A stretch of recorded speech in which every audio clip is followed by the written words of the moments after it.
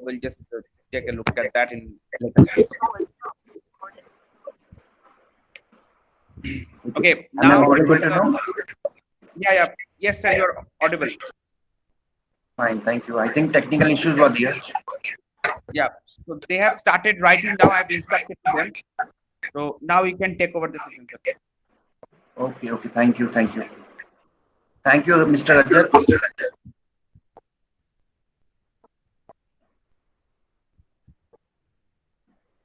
So I request Saxena sir till that time to tell us about constitution, what is Indian constitution, and what are the rights. Sir, your voice is not clear. Okay, it's fine, sir. I request it's all the fine, participants to put on the cameras, open the cameras, and so that we can see what you're writing. Please, Shweta Suresh and Priyanshu Shukla, open your cameras so that we can see how you're performing. We can able to see what you're doing exactly. So open up your cameras. So my camera is already open. No, we are Yes, not able to see. I can see. Yeah. Okay. So we have got with us a stalwart of law industry of India. I mean, हमने पहले भी sir के साथ एक और session किया था, and mister Saxena जी की जो नॉलेज और उससे भी इम्पोर्टेंट है, mister Saxena, are you there, right? या तो मिस्टर सक्सेना जी की जो ज्ञान है कॉन्स्टिट्यूशन के ऊपर, और उससे भी इम्पोर्टेंट है उनकी जो शब्द के जो स्पार्क होता है, वो मुझे एक कोट और एक डायलॉग याद दिलाता है. It was, the dialogue was by Edward Burnham, जिसने ये चीज कहा था कि pen is mightier than the sword. आपके पास बड़े बड़े एयरक्राफ्ट कैरियर हो सकता है, बड़े बड़े न्यूक्लियर बॉम्ब हो सकता है, but with a strike of a pen you can change the geopolitical situation of a country. So आज हम कुछ ऐसी शब्द सुनने चाहेंगे मिस्टर धर्मेंद्र सक्सेना जी से, जो हमें अपने नॉलेज के जरिए हम सब लोगों को एनलाइटन करें. Mister Saxena ji, over to you, session is yours, please enlighten अस.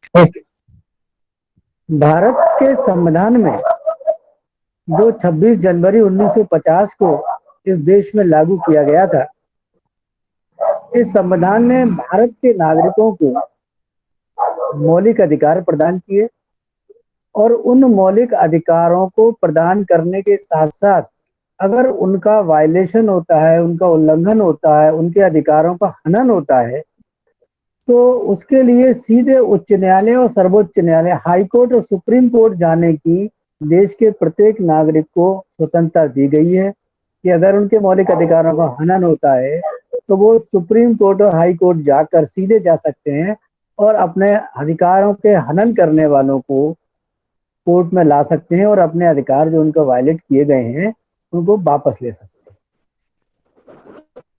किसी भी देश में संविधान जब मौलिक अधिकार देता है तो उस देश के नागरिकों का संपूर्ण विकास होता है, वो स्वतंत्रता पूर्वक जी सकते हैं, उनको आज़ादी की अभिव्यक्ति है, शासकीय नौकरियों में समान अवसर हैं, धार्मिक पूरी आज़ादी है, और अपना जो उनका एकेडमिक और सोशल कल्चर है उसको वो मेंटेन कर सकते हैं बिना किसी व्यवधान के. अगर मौलिक अधिकारों में जो संविधान द्वारा दिए गए हैं, जो 6 मौलिक अधिकार हैं, उनमें से किसी एक का भी अगर वायलेशन होता है तो इन्फोर्सेबल बाय लॉ है, हाई कोर्ट और सुप्रीम कोर्ट उसके लिए है. हमें इस बात का भी ध्यान रखना है कि जहां संविधान ने मौलिक अधिकार हमको प्रदान किए, वहीं हमारे साथ फंडामेंटल ड्यूटीज भी हैं. इस देश के प्रत्येक नागरिक को फंडामेंटल ड्यूटीज भी दी हुई हैं, जिनका इस देश के नागरिकों को पालन करना है. जब हम अधिकारों की बात करते हैं तो उसके साथ साथ हमारे संविधान के प्रति कुछ कर्तव्य भी हैं जिनका हमको पालन करना है.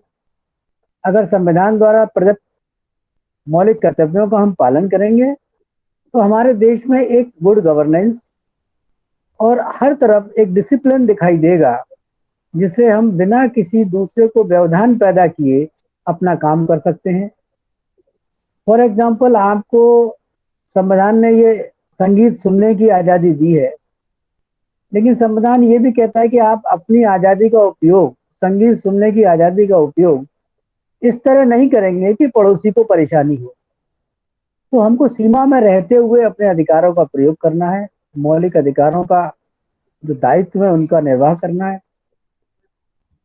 मौलिक अधिकार को माननीय डॉक्टर भीमराव अंबेडकर जी ने संविधान की आत्मा कहा है, और मौलिक अधिकार संविधान की एक बहुत बड़ी ताकत है। अगर आप मौलिक अधिकारों को संविधान में से निकाल देते हैं तो हमारे पास कुछ नहीं रह जाता। इसलिए मौलिक अधिकार एक ऐसे अधिकार के रूप में है जो इस देश के नागरिकों को उनको जीवन यापन करने में, शासकीय नौकरियों में और उनका समग्र विकास करने में सहायता करते हैं। और उनका उल्लंघन होने पर ऐसा नहीं है कि आपको सिर्फ अधिकार दे दिए गए हों, अगर आपके अधिकारों का कोई उल्लंघन करता है तो संविधान के अनुच्छेद आर्टिकल 226 एंड कॉन्स्टिट्यूशन आर्टिकल 32 में सीधे सुप्रीम कोर्ट, और आर्टिकल 226 में सीधे हाई कोर्ट जाकर अप्रोच कर सकते हैं और संविधान में द्वारा प्रदत्त मौलिक अधिकारों का वायलेशन है। इलेक्शन को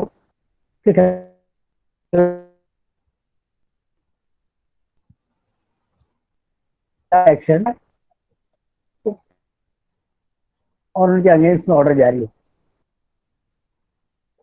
भारत का संविधान दुनिया का सर्वश्रेष्ठ संविधान मानता हूं मैं, क्योंकि इस संविधान में हर चीज स्पष्ट की हुई है। आमतौर पर यह चर्चा में आता है कि साहब हमारे संविधान में ये कमी है, वो कमी है, तो जनरली हमारे संविधान की जो आलोचना करते हैं उनने संविधान को पूरी तरह से पढ़ा नहीं। अगर हम भारत के संविधान की प्रस्तावना को देखें तो प्रस्तावना अपने आप में हर चीज को स्पष्ट कर देती है। हमारे यहाँ कार्यपालिका, न्यायपालिका और व्यवस्थापिका तीनों को अलग अलग अधिकार दिए गए हैं, तीनों के अपने अपने कर्तव्य हैं और तीनों ही अपने अपने कर्तव्य पालन में एक दूसरे के कार्य में हस्तक्षेप नहीं करते। इसी तरह भारत के संविधान में सेंटर और स्टेट रिलेशनशिप को भी डिफाइन किया हुआ है कि भारत के केंद्र और राज्य के बीच क्या अधिकार होंगे, क्या उनके कर्तव्य होंगे। कभी भी कोई टकराव की स्थिति पैदा होती है तो केंद्र द्वारा जो बनाया हुआ लॉ है, सेंटर का लॉ एप्लीकेबल होता है। भारत के संविधान का जो स्ट्रक्चर है वो संघीय है और स्टेट को भी पूरी पावर है। स्टेट का डेवलपमेंट, सेंट्रल के असिस्टेंट, समय समय पे मार्गदर्शन, डायरेक्शन स्टेट्स को मिलता है। नेचुरल कैलेमिटी में उनको गवर्नमेंट की ओर से सहायता मिलती है।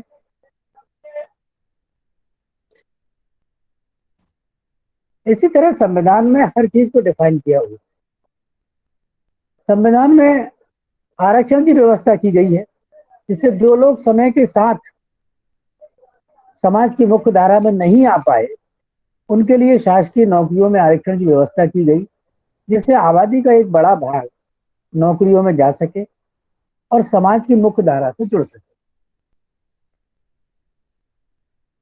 भारत का संविधान दुनिया के तमाम देशों के संविधान में जो महत्वपूर्ण व्यवस्थाएं हैं उनका अध्ययन करने के बाद हमारी जो संविधान समिति थी उसने अध्ययन किया और देश के जो महत्वपूर्ण संविधान थे तो वहां जो जो अच्छे क्लॉज थे उन सारे क्लॉज को अपनी जरूरत के हिसाब से भारत के संविधान में शामिल किया। भारत के संविधान में विभिन्न देशों से अपने अनुभव को के हिसाब से, देश की परिस्थितियों के हिसाब से उन सेक्शंस को इसमें जोड़ा। और आज हम अगर समग्र रूप से जब अध्ययन करते हैं संविधान का तो दुनिया के तमाम संविधानों से सर्वश्रेष्ठ संविधान हमें प्रतीत होता है। और इस संविधान में हर चीज की व्यवस्था की गई है। जब संविधान बना था और लागू हुआ था सन 1950 से आज 2020 लगभग 70 साल का समय हो गया। समय समय पर परिस्थितियों के बदलने से कॉन्स्टिट्यूशन अमेंडमेंट किए गए। जहां लगा कि संविधान में इस बात की आवश्यकता है, संविधान संशोधन करके कॉन्स्टिट्यूशन अमेंडमेंट के जरिए उन चीजों को जोड़ा गया। हमारा संविधान हमको संशोधन की अनुमति देता है। न केवल अनुमति देता है बल्कि संविधान के निर्माताओं ने इस बात का ध्यान रखा कि जब हम संविधान संशोधन के दो तरीके हैं, एक तो हम साधारण तरीके से संविधान में संशोधन कर सकते हैं और एक संविधान संशोधन की एक टिपिकल प्रोसेस है जिसमें राज्यों को भी शामिल किया गया है और राज्यों की सहमति भी बहुमत के आधार पर आवश्यक होती है, तभी संविधान में संशोधन किया जा सकता है, अन्यथा नहीं। और कुछ संविधान में संशोधन ऐसे हैं जो संसद द्वारा किए जा सकते हैं। तो एक तरफ संसद ने समय समय पर कानून जिनकी आवश्यकता हुई कि इनकी आवश्यकता है, संविधान में संशोधन किए, और एक बड़ी संख्या में बदलती हुई परिस्थिति टेक्नोलॉजी के हिसाब से हमको संशोधन करने पड़े और हमारे सामने हम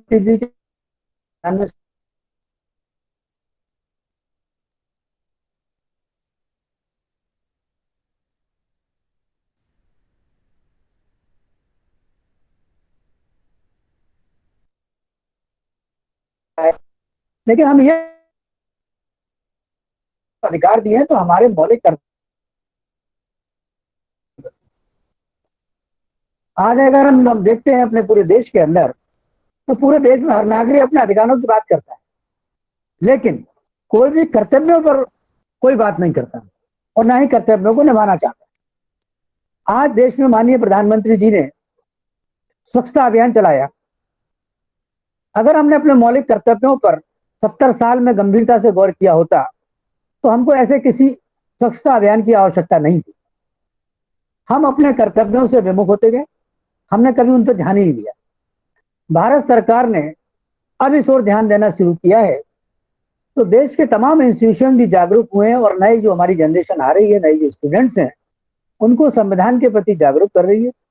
क्योंकि जब हमारा स्टूडेंट जागरूक होगा तो वो हमारा पूरा इंस्टीट्यूशंस को जागृत करेगा, अपने परिवार को जागृत करेगा, समाज को जागृत करेगा।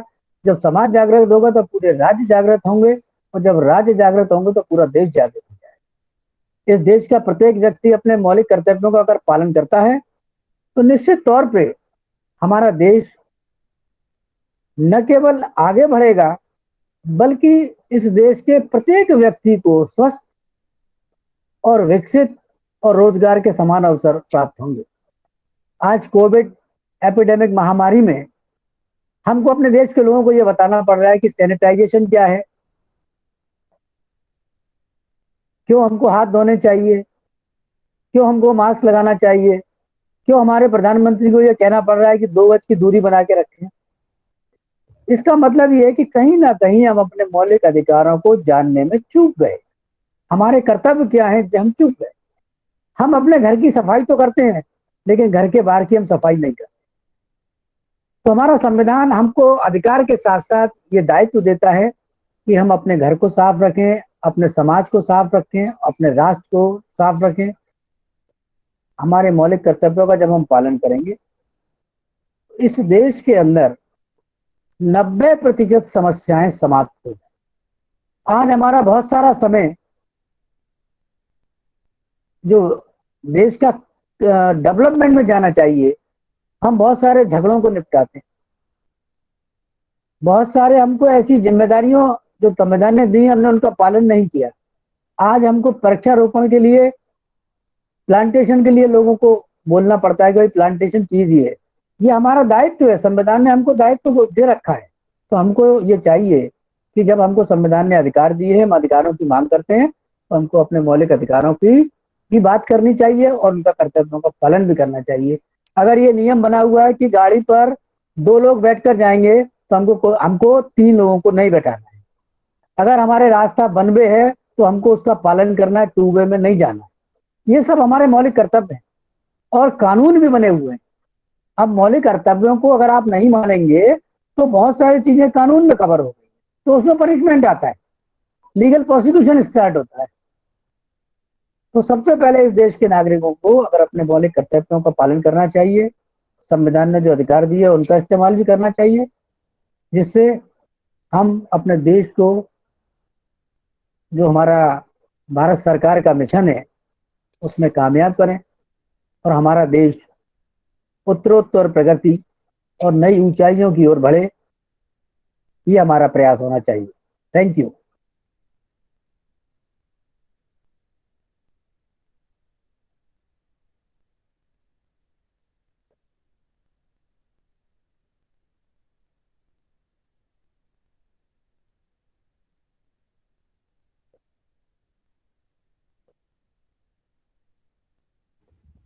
All right, sir. Thank you very much for your wonderful words. तो सच में सही बात है कि जब मतलब लाइक सबसे जो इम्पोर्टेंट चीज आपने कही है कि if the government of India has given us some rights, at the same time government of India has given us some duty.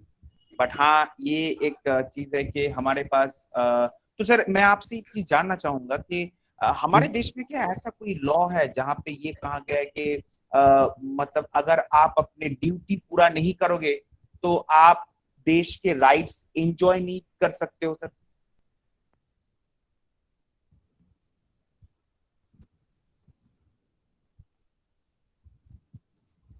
नहीं, भारत में ऐसा कोई प्रावधान नहीं है जो आपके मौलिक अधिकारों को, मौलिक कर्तव्यों का जो पालन है, अगर इस देश के व्यक्ति नहीं करते हैं तो उसके लिए भी कोई ऐसा एनफोर्सेबल बाय लॉ नहीं है। लेकिन क्या होता है कि जो मौलिक कर्तव्य, अगर जैसे मान लीजिए आप प्लांटेशन की बात करते हैं, तो संविधान आपसे अपेक्षा करता है कि हम अपने देश को हरा भरा रखें, ग्रीन रखें, जिससे ऑक्सीजन मिलती रहे और हम लोग स्वस्थ रहें। अब कोई व्यक्ति अगर पेड़ काटता है तो पेड़ काटने में पनिशमेंट है। आप अगर रोड पर जा रहे हैं, रोड के नियम्स का आप फॉलो नहीं करेंगे तो उसके लिए फिर पनिशमेंट है, चालान होगा, और अब तो कस्टडी का भी प्रोविजन कर दिया। तो अपने राइट्स को एंजॉय करने के लिए हमको ये भी ध्यान रखना है कि हमको दूसरे का जो राइट्स हैं उसका वायलेशन ना करें। अब कई लोग आज के जो परिप्रेक्ष्य में हमें बहुत छोटी छोटी बातें इस देश में जो प्रॉब्लम्स आ रही हैं, अब हम अगर देखें, अगर फॉर एग्जांपल मैं देता हूं कि हमारी जो नई जनरेशन है वो अपनी बाइक्स में एक इस तरह के हॉर्न लगा लेती है, इस तरह की लाइट लगा लेती है जो दो इरिटेटिंग होती है और जिसको मोटर व्हीकल एक्ट आपको परमिट नहीं करता। मोटर व्हीकल एक्ट में जो इंजीनियर द्वारा लाइट दी गई है आप उसमें चेंजेस कर लेते हैं। आपको जो हॉर्न दिया गया है एज पर प्रिस्क्राइब्ड एक्सपर्ट है उसमें चेंज कर लेते हैं। तो कहीं ना कहीं यह कानून का वायलेशन है, इसके लिए पनिशमेंट है। लेकिन सवाल यह है कि जब मौलिक अधिकारों की जब हम बात करते हैं, हम तो हमारे मौलिक कर्तव्य भी कुछ, हमारे देश ने कहा है कि भाई हमको दो लोगों को बैठ के गाड़ी पे जाना है तो दो ही को जाना है। हमको मालूम है कि ये हमारा बनवे है, इस पे हमको नहीं जाना है, तो हमको ये मालूम है कि पेड़ नहीं काटना है, हम काटेंगे तो पनिशमेंट। तो इनफैक्ट आपकी जो फंडामेंटल ड्यूटीज हैं उनके लिए कोई पनिशमेंट नहीं है, लेकिन उनसे जुड़ी हुई चीजों के साथ साथ तमाम लॉ आ गए हैं जो पनिशेबल करते हैं। लेकिन ऐसा कोई प्रोविजन नहीं है कि आप फंडामेंटल आपके जो राइट्स हैं वो कर्टेल होंगे ड्यू टू अगर आप फंडामेंटल ड्यूटीज का पालन नहीं करते।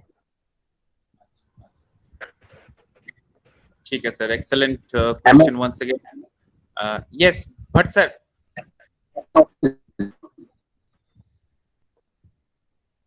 All right. Yeah, sir, your voice is slightly breaking still.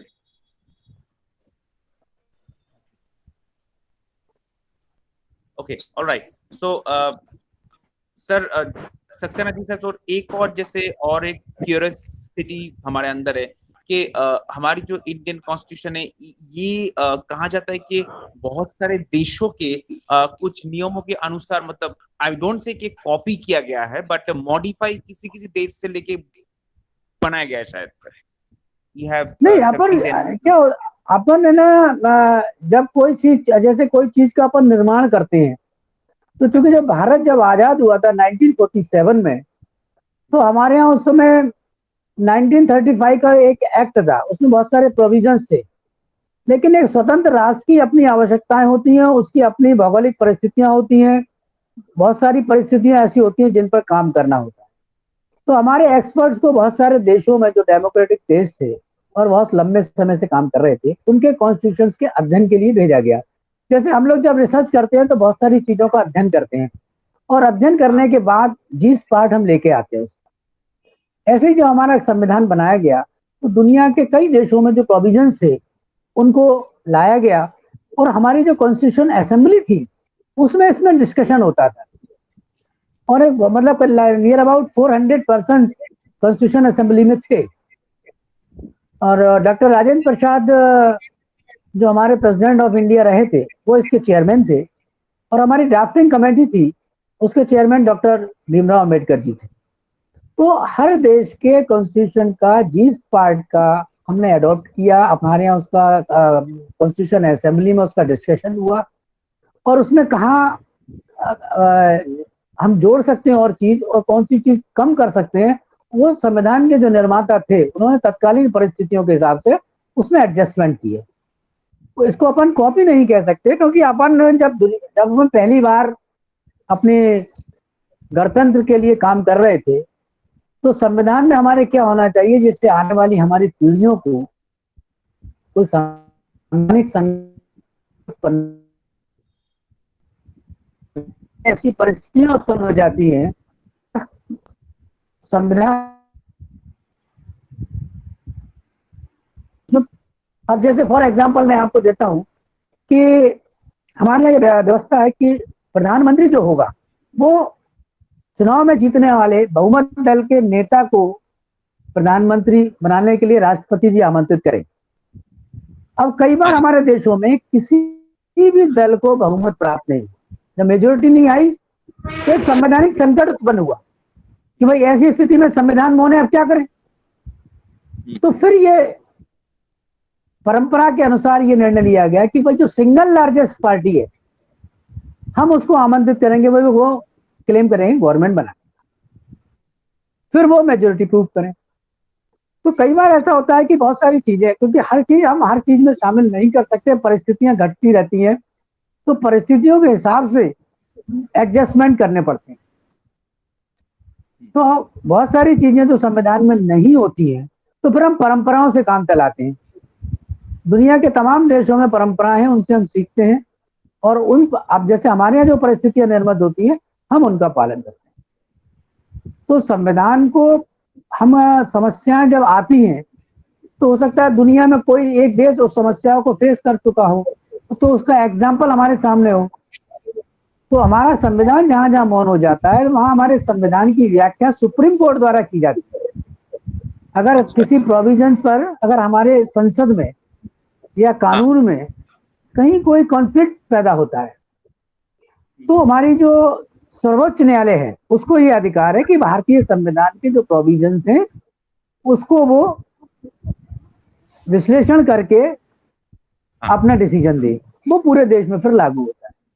कई बार ऐसा कानून बन जाता है जो संविधान के खिलाफ होता है, तो वो उसको सुप्रीम कोर्ट को यह अधिकार है कि भारत की संसद द्वारा बनाए गए कानून का परीक्षण करे, उसका रिव्यू करे, और अगर वो संविधान के प्रावधानों के विपरीत है तो सुप्रीम कोर्ट को यह अधिकार है उस संसद द्वारा पारित कानून को रद्द करें।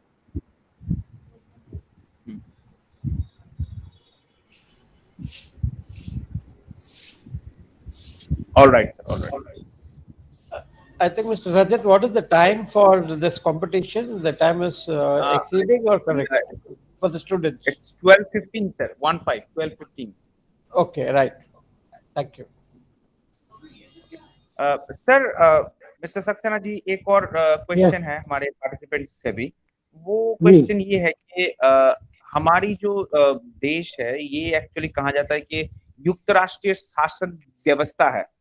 तो युक्त राष्ट्रीय शासन व्यवस्था में जैसे हमने अमेरिका के केस पे देखा है कि वहां पे क्या होता है कि उनके देश में जो प्रेसिडेंट बोलता है वही सारे कंट्री में फॉलो होता है, बट हमारे देश में ये एक्चुअली चीज नहीं है। तो सर आइडियली हम क्या मतलब युक्त राष्ट्र के उस स्ट्रक्चर में आते हैं या फिर नहीं, मतलब लाइक हमारे यहाँ पे थोड़ा सा मॉडिफिकेशंस है? ये एक्चुअल में क्या है कि इंडिया के अंदर पार्लियामेंट्री डेमोक्रेसी है। तो पार्लियामेंट्री डेमोक्रेसी में हमारी पार्लियामेंट जो है, हमारे संविधान ने राष्ट्रपति जी को कॉन्स्टिट्यूशन का हेड बनाया है। ओके। और जो पॉलिटिकल पार्टी इलेक्शन में मेजॉरिटी के साथ आती हैं, उनके लीडर को अपन प्राइम मिनिस्टर बनाते हैं। तो पार्लियामेंट्री डेमोक्रेसी में एक्चुअल जो एग्जीक्यूटिव पावर है वो प्राइम मिनिस्टर और उनकी कैबिनेट को है। तो वो प्राइम मिनिस्टर और कैबिनेट की जो भी रिकमेंडेशंस होती हैं, जो भी डिसीजंस होते हैं, वो प्रेसिडेंट ऑफ इंडिया को उसको मानना बाध्यता है, वो मैंडेटरी है। प्रेसिडेंट ऑफ इंडिया एक बार उसको रिवीजन के लिए वापस कर सकते हैं कि भाई कैबिनेट इस पर पुनर्विचार करे। अगर कैबिनेट ने कोई रिकमेंडेशन ऐसी कर दी है, राष्ट्रपति जी को ये लगता है कि हमारी जो रिकमेंडेशन है ये ठीक नहीं है, तो उसके दो परिणाम होते हैं, या तो कैबिनेट उसको टर्न डाउन कर देती है या दोबारा से उसको पास करके और राष्ट्रपति जी को भेजती है। तो राष्ट्रपति जी को फिर मैंडेटरी है कि उसको साइन करें। जब राष्ट्रपति साइन करते हैं तो वो बिल बन जाता है। और दूसरा क्या होता है कि अपने यहाँ जो प्रेसिडेंट का इलेक्शन है वो डायरेक्ट नहीं होता है। राइट। अमेरिकन प्रेसिडेंट डायरेक्ट, तो उनकी जो उनकी है वो वहां की जनता के इलेक्शन और पार्लियामेंट काउंसिल्स हैं, उनके मेंबर्स करते हैं। तो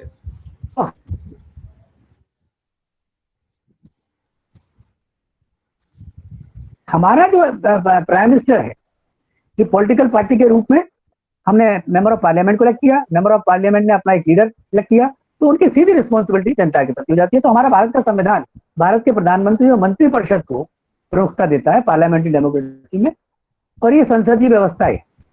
अमेरिका में प्रेसिडेंशियल व्यवस्था है।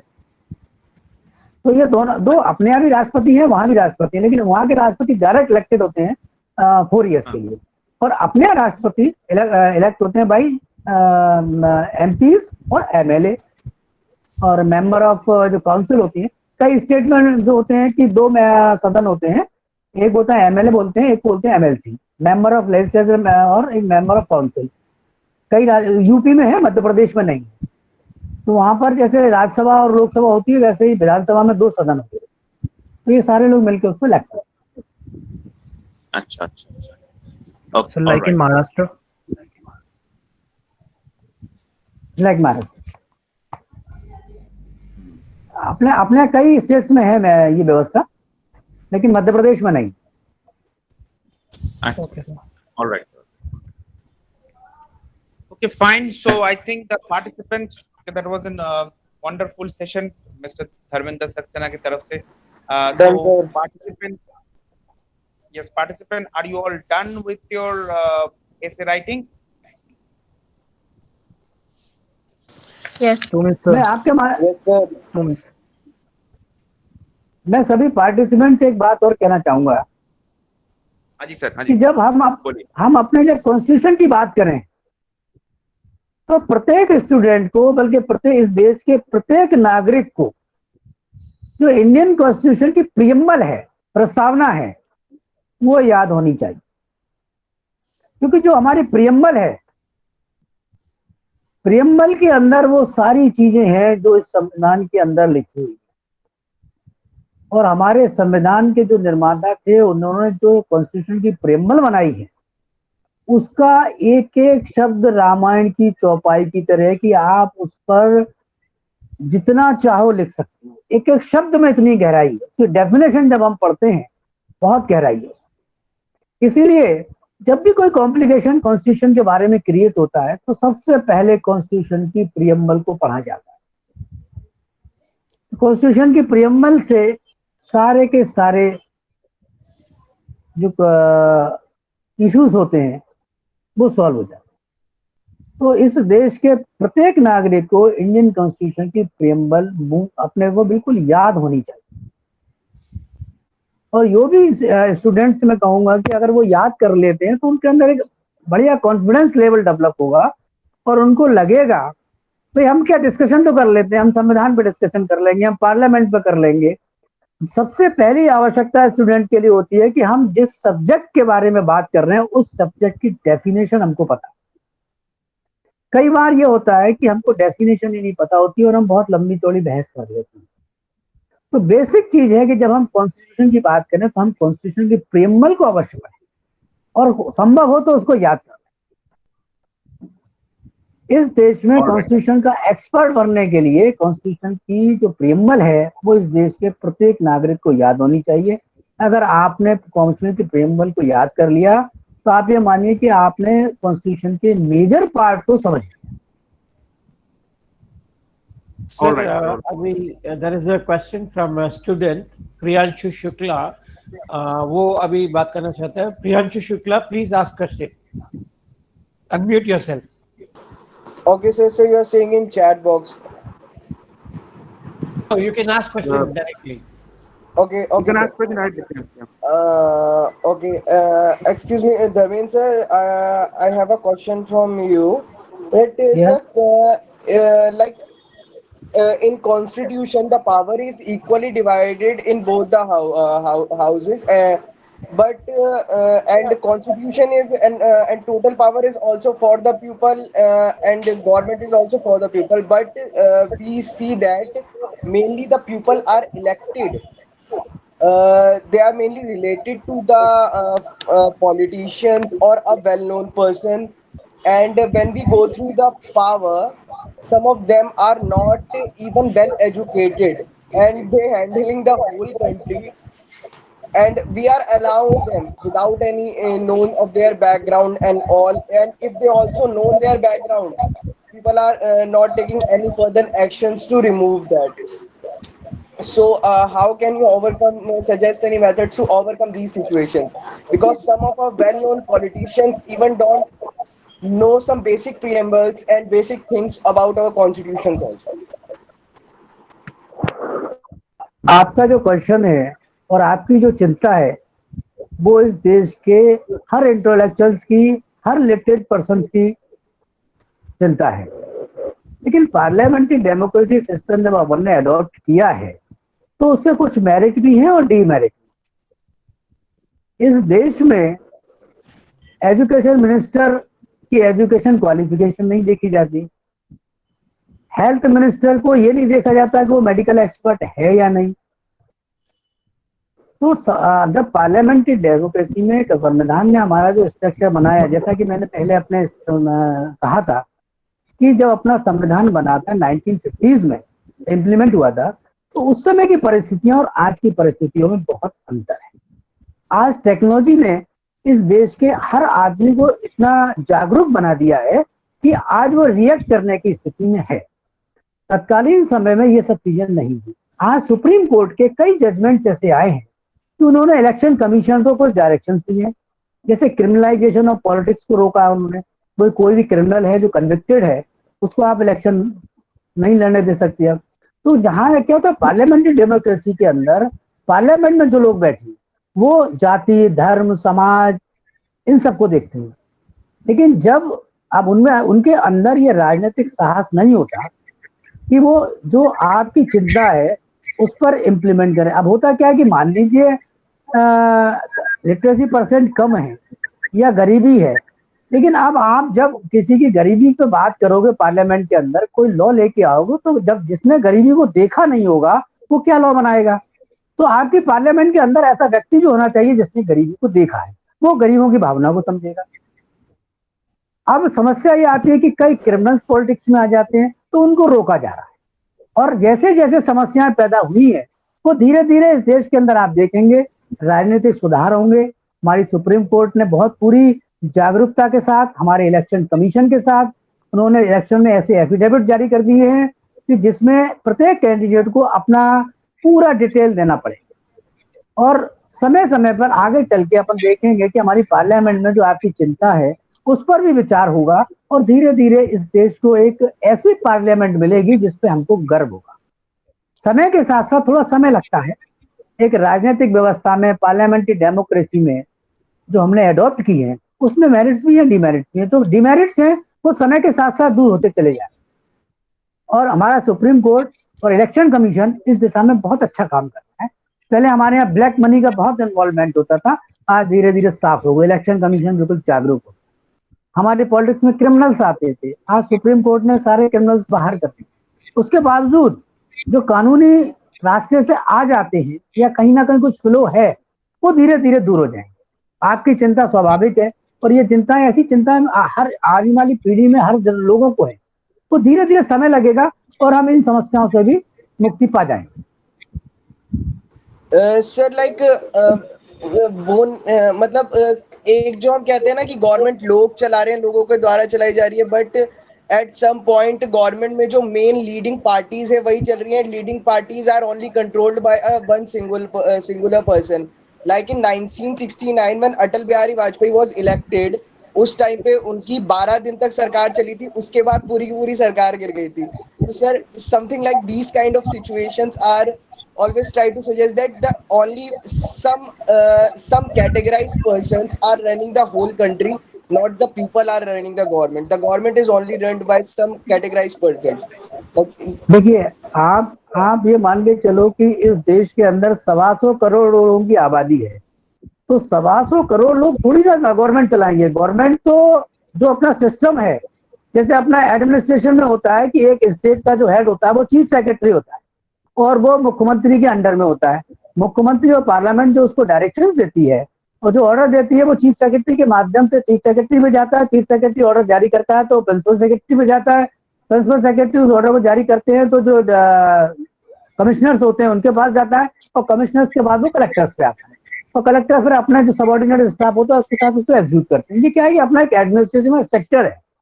अब स्ट्रक्चर में क्या होता है कि जब पार्लियामेंट का अपन कॉन्स्टिट्यूट करते हैं तो अपने जनरल इलेक्शंस होते हैं, हर पॉलिटिकल पार्टी, अब ये तो बात अलग है कि वो जो पॉलिटिकल पार्टियां काम कर रही है वो उनको एक लंबा समय हो गया है, उनका पूरे देश के अंदर एक स्ट्रक्चर बना हुआ है और वो काम कर रही हैं। और नई पॉलिटिकल पार्टियां भी आई हैं, रीजनल पार्टियां भी आई हैं इस देश में, उन्होंने भी काम किया है।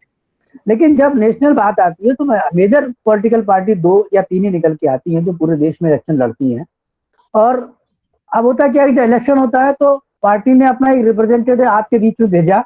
आपने फॉर एग्जांपल ग्वालियर से विवेक शेजवलकर जी को चुन के भेज दिया, तो ग्वालियर की जो 18-20 लाख वोटर्स हैं उनने अपना रिप्रेजेंटेटिव विवेक शेजवलकर को चुन लिया। अब उन्होंने कब तक के लिए चुना? आपने उनको 5 साल तक, 5 उन्होंने विवेक शेजवलकर जी ने पार्लियामेंट में जाके अपना नेता मोदी जी को चुन लिया, मोदी जी को राष्ट्रपति ने प्रधानमंत्री बना दिया।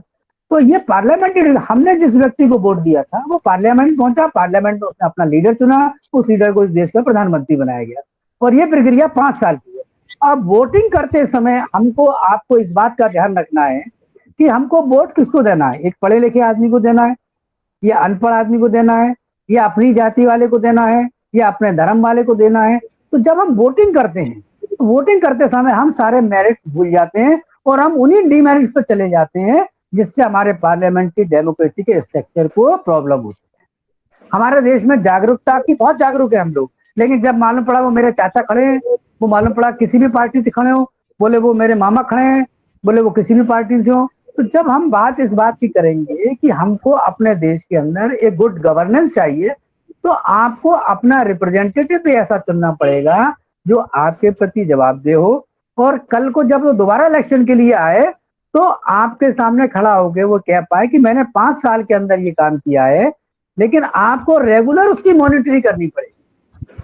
आज आप केवल कॉन्स्टिट्यूशन के सहारे अपन ये बात नहीं कर सकते, क्योंकि हमने तो अपना 5 साल के लिए कॉन्स्टिट्यूशन के हिसाब से रिप्रेजेंटेटिव चुन लिया और उसने वहां जाके अपनी बात अपने राजनीतिक पॉलिटिकल पार्टी के माध्यम से प्लेटफॉर्म पर रखी। अब होता क्या है कि कई हिंदुस्तान के कई क्षेत्रों में कई लोग लंबे समय से इलेक्शन जीतते आ रहे हैं, उनका वहां बहुत अच्छा काम है। अभी रिसेंटली अपन ने देखा था कि अपने यहाँ श्रीमती ज्योतिरादित्य सिंधिया जी चुनाव हार गए थे। तो इस पार्लियामेंट्री डेमोक्रेसी में आपको काम करना, वहां की जनता ने उनको चुनाव हरा दिया। तो ऐसी दिग्विजय सिंह थी, वो भोपाल से पार्लियामेंट का चुनाव हार गए। तो इस देश में जनता के हाथ में वो पावर है कि वो अपने प्रतिनिधि को चुन ले। हम पॉलिटिकल पार्टी के नेता के बहकावे में ना आए। हमको ये देखना है कि कौन सा नेता लीडर अच्छा है, कौन सा हमारे देश के लिए अच्छा है, जो हमारे संविधान के हिसाब से काम कर सकता है। Thank you, Saxena sir. Am I audible to you? Yes, Yeah. sir. Yes, sir. Please come back. Please. Thank you so much. I think session was already done by the participants. I request all the participants, apart from Shankar Dayal, all of the participant camera is getting stick off of you. So kindly अपना camera adjust कर दीजिए. आप लोगों का camera adjustable नहीं है, थोड़ा सा मूवमेंट नहीं होगी आप लोगों की. गरिमा कपूर एंड श्वेता पला दिया. Khushi Mittal is there. Okay, kindly अपना कैमरा स्विच ऑफ कर लीजिए. आपका टाइम खत्म हो चुका है. आपका जो वर्क है वो आपको मेरी ईमेल आईडी में चैट बॉक्स में मैं लिख देता हूँ, उसमें डाल दीजिए, क्योंकि जो रूल्स एंड रेगुलेशन के हिसाब से ईमेल आईडी आपको दी गई थी वो ईमेल आईडी में वर्क नहीं कर रही है. तो I am providing a new email ID. Kindly वहां पे डाल दीजिए आपका वर्क.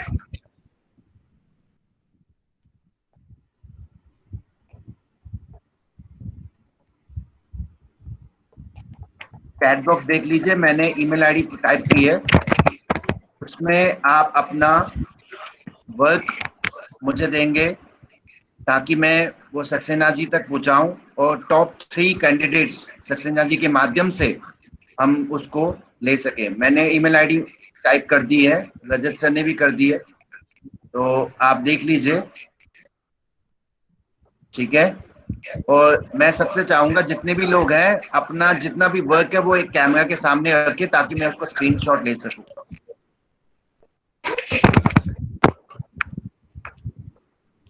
कैमरा के आगे सब लोग जो भी आपने लिखा है एक साथ दिखा दीजिए ताकि मैं एक साथ. हाँ, थोड़ा कैमरा क्लोज. हाँ, श्वेता, प्रियांशु, खुशी, उत्कृष्ट, पूनम शिवरेज देयर. पूनम, या okay. Thank you all of you. Thank you so much. Thank you all of you. Thank you. So we are close now to closing the session. Now I request to Gabrani sir is there. Want to say something related to this event to enlighten the session for more? We have some 2-3 minutes more for closing this session. If Gabrani sir will come, then we will be much. आदरणीय जोरदार sir, Bhatt sir, Saxena ji, आज जो हमने सक्सेना जी को संविधान के ऊपर सुना, काफ़ी हमने उससे जानकारी हासिल की.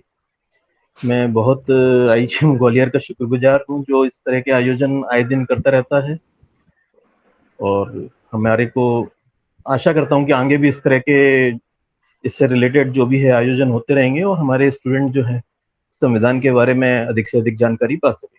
Thank you. Thank you, Gabrani sir. Thank you so much. I think Saxena sir was also there. Might be he left. So I request Bankim sir to I just close the session from my end. So kindly come to sir so that it will be much enlightened session, and congratulations to all participants from his end. Bankim sir.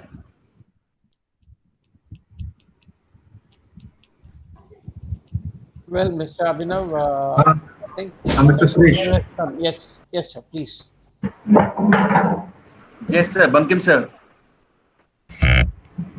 So I have undergone all this things which have been mentioned out here, और मैंने सब कुछ देखा है और सुना है. जो डॉक्टर सक्सेना साहब ने जो बोला है काफी दिलचस्प बात कही है उन्होंने, और बाकी मिस्टर भट्ट ने भी काफी अच्छी तरीके से हैंडल किया है प्रोग्राम को. हमारे बच्चों को यहाँ पे खास करके जो सवाल किए बच्चों ने वो भी काफी दिलचस्प रहा है और काफी इस बात को दर्शाती हैं ये बातें कि बच्चों को काफी ज्यादा इंटरेस्ट भी है और होना भी चाहिए.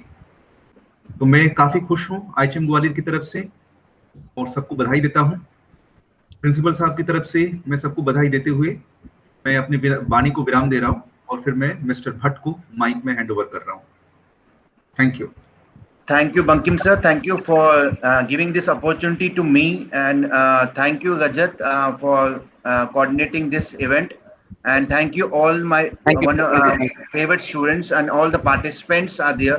Thank you for participating this event today. I request Pitcher sir to come on the dais before I just conclude the session.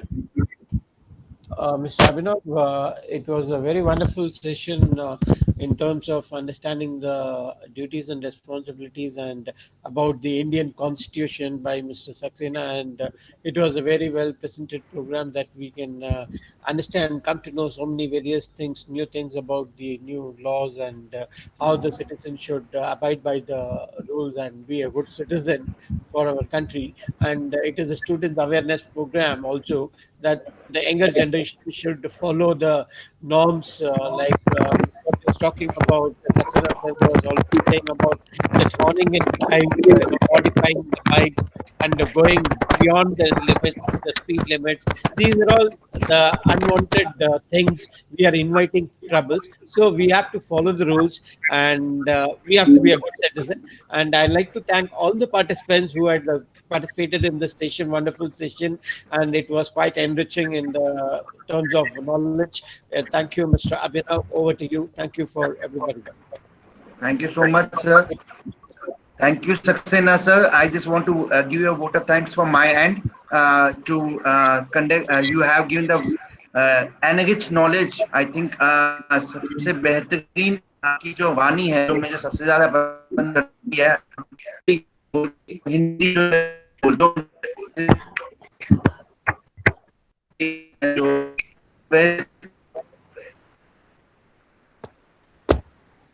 Thank you.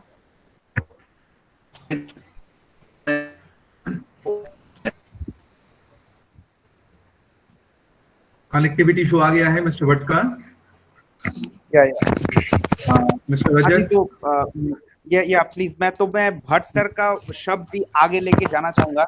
मतलब सक्सेना सर की यही सबसे खासियत है कि सक्सेना सर इतनी शुद्ध हिंदी में हमें समझाते हैं हम लोगों को कि वो सीधा दिल और दिमाग दोनों को ही इन्फ्लुएंस कर देता है। मतलब I would also like to thank mister Mohan sir. आज मोहन सर नहीं होते तो शायद सक्सेना जी हमारे पास नहीं आ पाते, क्योंकि उनके कनेक्शन के थ्रू हम सक्सेना जी तक पहुंच पाए हैं। लेकिन सच में मतलब मुझे आज भी याद है, हम लोगों ने 8 अगस्त को हम लोगों ने एक सेशन किया था सर के साथ, एंड आज भी मुझे याद है कि 1 घंटे तक अंग्रेजी सुनने के बाद जैसे हम सक्सेना जी सर के पास आए, उन्होंने जब हिंदी में शुरू किया था तो आई स्टिल रिमेम्बर के वो बातें अभी भी मेरे दिल और दिमाग में चुभता है, चाहे वो नेगेटिव में हो या पॉजिटिव में, वो बात की बात है, लेकिन अभी भी चुभता है। तो आज भी वही, मतलब इतनी खूबसूरत शुद्ध हिंदी में the way he speak, that is the main. मतलब मैं ये बोलना चाहूंगा धर्मेंद्र सर को that he is not also a lawyer but is a fantastic orator. ये एक सबसे मेन चीज है। Thank you.